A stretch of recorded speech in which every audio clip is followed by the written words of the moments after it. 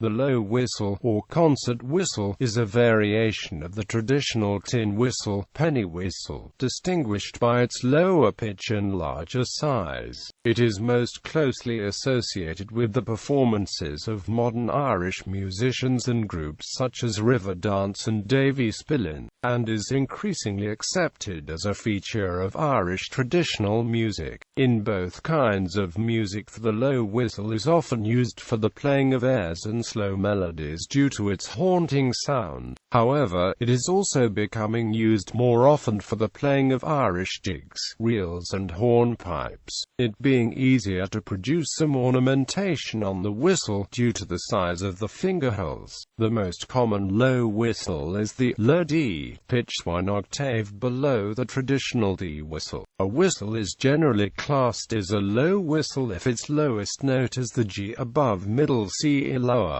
Whistles higher than this are termed soprano or high whistles when a distinction is necessary. Low whistles operate on the same principles, and are generally fingered in the same way as traditional penny whistles, although for many, a piper's grip may be required due to the distance between the holes. They belong to the same woodwind instrument family of end-blown fipple flutes, though the tone of this instrument varies subtly among makers. Low whistles are generally characterized by a more breathy, flute-like sound than traditional tin whistles.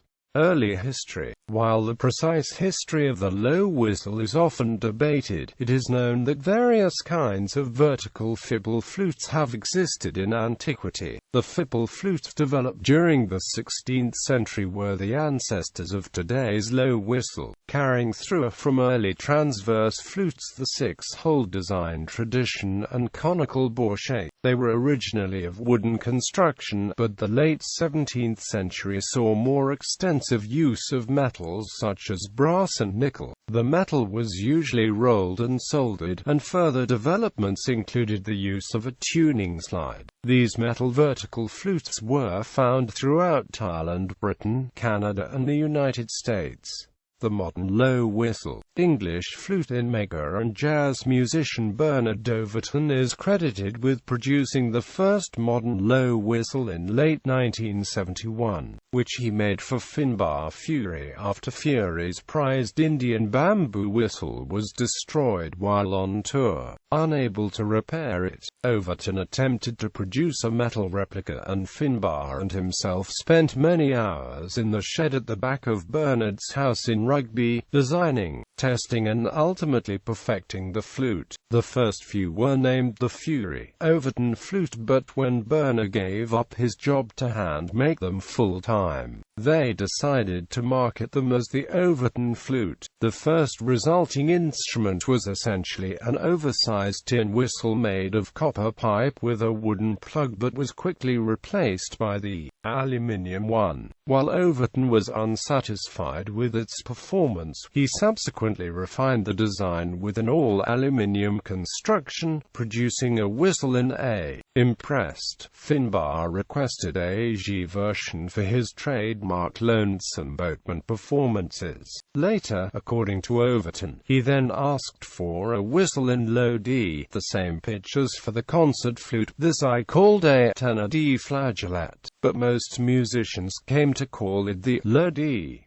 He took them on tour and used them extensively. I was soon getting calls from Ireland, Scotland, Europe and the USA asking for the instruments, so I started to make them to order. While before long several notable instrument makers were producing low whistles. It is usually the Riverdance tour of the 1990s that is credited with giving the low whistle commercial exposure and recognition outside traditional music circles. Of particular note is Davy Spillane, whose work in fusing the sound of traditional instruments such as the low whistle with modern jazz arrayed on monoboard, for example, has done much for the instrument's visibility.